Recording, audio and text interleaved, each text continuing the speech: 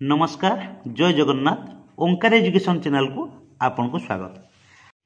आसतु जानिबा 2025 नवेम्बर 11 तारिख दिन विद्यालय स्तरीय 18तम जातीय शिक्षा दिवस किपरि पालन करिबा ओ तार रिजोल्यूशन को किपरि लेखिबा। मोर शिक्षक भाई और भौणी मान को अनुरोध कि एही रिजोल्यूशन टी youth and eco club register रे किंबा लॉगबुक रजिस्टर रे लेखि परिबे।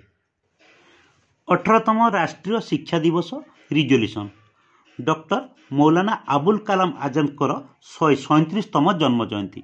School name लिखिदेवे। अद्यता 11/11/2025 तारीख मंगलवार दिन असेपा लेटर नंबर 4147 पेड /2025 डेटेड 7/4/2025 2025-26 एकाडेमिक कैलेंडर अनुसार आम विद्यालय रे समस्त शिक्षक शिक्षयित्री और समस्त छात्र छात्री मानक नहीं स्वाधीन भारतर प्रथम शिक्षा मंत्री मौलाना अबुल कलाम आजाद 137तम जन्म जयंती को 18तम जातीय शिक्षा दिवस रूपे पालन करा जायतिला। उक्त दिवस रे आंभ विद्यालय रे निम्नलिखित कार्यक्रम मान अनुष्ठित होइतिला। कार्यक्रम 1 छात्र छात्री मानक द्वारा सभागृह प्रस्तुति। पूर्व दिवसर सूचना क्रमे विद्यालयर यूथ एंड इको क्लब प्रमुख सभ्य सभ्या, मैथ एंड साइंस क्लब प्रमुख सभ्य सभ्या एवं मीना कैबिनेटर समस्त सभ्य सभ्या मानक मिलित उद्यम एक श्रेणी कोठरी को सभागृह करने को 18तम जातीय शिक्षा दिवस ब्यानर को कांथरे लगाई। ब्यानर तले विद्यालयर समस्त गुरुजी और गुरुमा निमंते चेयर लगाई टेबुल पकाई समस्त टेबुल उपरे टेबुल क्लॉथ फूलदानी पानी बोतल को सजाई रखिथिले। सामनारे एक चौकी उपरे भारतर प्रथम शिक्षा मंत्री मौलाना अबुल कलाम आजाद को एक फोटो स्थापन करी पुष्पमाल्य प्रदान पूर्वक पार्श्व धूप और दीपर व्यवस्था करा जायतिला। विद्यालयर माइक्रोफोन एवं साउंड सिस्टम को संयोग करा जायतिला। द्वितीय कार्यक्रम अतिथि निमंत्रण और सभा कार्य उद्घाटन। प्रथमे सभार मंच परिचालक तथा मीना कैबिनेटर सभ्या मीना मंत्री सूचना क्रमे मैथ एंड साइंस क्लब सभ्य सभ्या माने विद्यालयर शिक्षक शिक्षयित्री मानक निमंत्रण पूर्वक मंचासीन कराइथिले। तत्पर समस्त अतिथि तुल्य शिक्षक शिक्षयित्री को स्वागत जनाई 18तम जातीय शिक्षा दिवस कार्यक्रम को आरंभ करने मीना मंत्री द्वारा विद्यालयर प्रधान शिक्षक को मौलाना अबुल कलाम आजाद को उद्देश्य रे धूप दीप प्रज्वलन निमंते अनुरोध करा जायतिला। एहा परे सम्मुखरे उपविष्ट समस्त छात्र छात्री छिड़ा होइतिले। प्रधान शिक्षक मौलाना अबुल कलाम आजाद को फोटोरे अंजुलाए पुष्प अर्पण करी प्रथमे धूप एवं तत्परे दीप प्रज्वलन करी सभा कार्य शुभारंभ करथिले। कार्यक्रम 3 नवेम्बर 11 तारिख को जातीय शिक्षा दिवस रूपे पालन करिबार उद्देश्य समन्वय। विद्यालयर प्रधान शिक्षक विद्यालय स्तर में कार्य करुवा यूथ एंड इको क्लब सदस्य मैथ एंड साइंस क्लब सभ्य सभ्या एवं मीना कैबिनेटर सभ्य सभ्या मानक श्रृंखला समयानुबद्धता उत्सर्गीकृत भाव दायित्व संपन्न सभार आयोजन को लक्ष्य करी एवं छात्र छात्री मानकर उल्लास भरा आकांक्षा को देखी स्नेह भरा धन्यवाद और शुभेच्छा जनाइथिले। एहा परे नवेम्बर 11 तारिख को जातीय शिक्षा दिवस भाव पालन करने उद्देश्य संपर्क में छात्र छात्री मानक बुझाई कहिथिले कि मौलाना अबुल कलाम आजाद थिले स्वाधीन भारतर प्रथम शिक्षा मंत्री। से 1947 मसीह 1958 मसीहा पर्यंत शिक्षा मंत्री रूपे कार्य करथिले। तांकर जन्म 1888 नवेम्बर 11 तारिख रे साउदी अरबर मक्कारे होइतिला। मौलाना अबुल कलाम आजाद भारतर शिक्षा व्यवस्था रे परिवर्तन आनिबा पई स्वप्न देखिथिले एवं शिक्षार संरचना को सुदृढ़ करिवार एक महत्वपूर्ण भूमिका ग्रहण करथिले। महिला मानकर शिक्षा पई से गुरुत्व देथिले।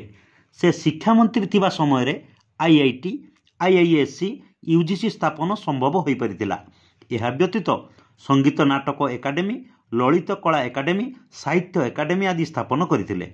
स्वाधीन भारत वर्षर शिक्षा क्षेत्र में अनेक समर्पण कार्यावली को दृष्टि रखी मानव संसाधन विकास मंत्रालय 2008 ମସିହା ନଭେମ୍ବର 11 ତାରିଖ ତଥା ମୌଲାନା ଆବୁଲ କାଲାମ ଆଜାଦଙ୍କ ଜନ୍ମଦିନକୁ ଜାତୀୟ ଶିକ୍ଷା ଦିବସ ରୂପେ ପାଳନ କରିବା ନିମନ୍ତେ ଘୋଷଣା କରିଥିଲା।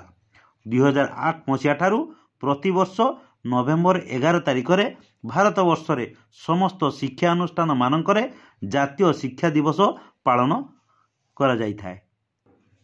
କାର୍ଯ୍ୟକ୍ରମ 4 ମୌଲାନା ଆବୁଲ କାଲାମ ଆଜାଦଙ୍କ ଜୀବନୀ ସମ୍ବନ୍ଧରେ ବିଦ୍ୟାଳୟର ଭାଷା ଶିକ୍ଷକ ଛାତ୍ରଛାତ୍ରୀମାନଙ୍କୁ ଆବୁଲ କାଲାମଙ୍କ ବିଷୟରେ କିଛି ଗୁରୁତ୍ୱପୂର୍ଣ୍ଣ ତଥ୍ୟ ଉପସ୍ଥାପନ କରିଥିଲେ। ଯଥା ମୌଲାନା ଆଜାଦ ଏକାଧାରରେ ଥିଲେ ଜଣେ କବି, ଲେଖକ, ସାମ୍ବାଦିକ ଏବଂ ଜଣେ ଦାର୍ଶନିକ। ସେ 1912 ମସିହାରେ ଅଲ୍ ହିଲାଲ ନାମରେ ଗୋଟିଏ ସମ୍ବାଦପତ୍ର ପ୍ରକାଶନ ଆରମ୍ଭ କରିଥିଲେ। ଏହି ସମ୍ବାଦପତ୍ର ଜରିଆରେ ସେ ହିନ୍ଦୁ ଓ ମୁସଲମାନମାନଙ୍କ ମଧ୍ୟରେ ଏକତା ଆଣିବା ପାଇଁ ପ୍ରୟାସ କରିଥିଲେ। ସେ ପବିତ୍ର କୋରାନରେ ସ୍ଥାନ ଦେବା ଲାଗି ଅନେକ କାର୍ଯ୍ୟପନ୍ଥା ଲେଖୁଥିଲେ। ମୌଲାନା ଆବୁଲ କାଲାମ ଆଜାଦଙ୍କର 1958 ମସିହା ଫେବୃଆରୀ 12 ତାରିଖରେ ମୃତ୍ୟୁ ହୋଇଥିଲା। ଦେଶର ହିତ ଉଦ୍ଦେଶ୍ୟରେ ତାଙ୍କର ଅମୂଲ୍ୟ କୀର୍ତ୍ତିକଳାପ ପାଇଁ 1992 ମସିହାରେ ତାଙ୍କୁ ଭାରତ ରତ୍ନ ଉପାଧି ମିଳିଥିଲା। ସେ ସର୍ବଦା ସରଳ ଜୀବନଯାପନ କରିବାକୁ ପସନ୍ଦ କରୁଥିଲେ। ଏହି ଜାତୀୟ ଶିକ୍ଷା ଦିବସ ସମାଜର ଶିକ୍ଷାର ଉନ୍ନତି ପାଇଁ ଅନେକ ଗୁରୁତ୍ୱ ବା ଇମ୍ପୋର୍ଟାଣ୍ଟ ଏବଂ ତାତ୍ପର୍ଯ୍ୟପୂର୍ଣ୍ଣ ବା ସିଗ୍ନିଫିକେଣ୍ଟ ବହନ କରିଥାଏ। କାର୍ଯ୍ୟକ୍ରମ 5 ବିଦ୍ୟାଳୟ ସ୍ତରୀୟ ବିଭିନ୍ନ ପ୍ରତିଯୋଗିତାର ଆୟୋଜନ। ବିଦ୍ୟାଳୟରେ 18ତମ ଜାତୀୟ ଶିକ୍ଷା ଦିବସ ତଥା ମୌଲାନା ଆବୁଲ କାଲାମ ଆଜାଦଙ୍କର 137ତମ ଜନ୍ମ ଜୟନ୍ତୀ ଅବସରରେ ଛାତ୍ରଛାତ୍ରୀମାନଙ୍କ ମଧ୍ୟରେ ଜୁନିୟର ଏବଂ ସିନିୟର ଦୁଇଟି ବିଭାଗ କରାଯାଇ କୁଇଜ୍, ପ୍ରବନ୍ଧ, ବକ୍ତୃତା ଏବଂ ଚିତ୍ରାଙ୍କନ ପ୍ରତିଯୋଗିତାର ଆୟୋଜନ କରାଯାଇଥିଲା। ପ୍ରତି ପ୍ରତିଯୋଗିତାର 3 ଜଣ କୃତି ପ୍ରତିଯୋଗୀଙ୍କୁ ବିଦ୍ୟାଳୟ ୟୁଥ୍ ଆଣ୍ଡ ଇକୋ କ୍ଲବ ତରଫରୁ ଗୋଟିଏ ଲେଖାଏଁ ସାର୍ଟିଫିକେଟ୍ ଏବଂ ଭାଷଣମାଳା, ପ୍ରବନ୍ଧ ବହି, ଟ୍ରାନ୍ସଲେସନ ବହି ଆଦି ପୁରସ୍କାର ରୂପେ ପ୍ରଦାନ କରାଯାଇଥିଲା।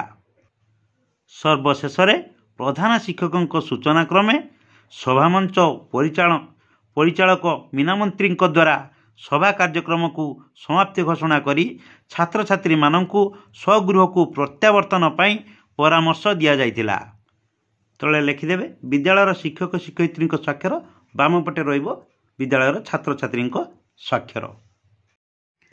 ଆଜିର ଭିଡ଼ିଓଟି ଯଦି ଇନଫର୍ମେଟିଭ୍ ମନେ ହେଉଥାଏ ତେବେ ଆମ ଓଙ୍କାର ଏଜୁକେସନ୍ ଚ୍ୟାନେଲକୁ ଲାଇକ୍ କରିବା ସହିତ ସାଙ୍ଗସାଥିମାନଙ୍କ ସହିତ ସେୟାର କରିବାକୁ କେବେ ଭୁଲିବେନି। ଆଜି ପାଇଁ ଏତିକି, ଧନ୍ୟବାଦ।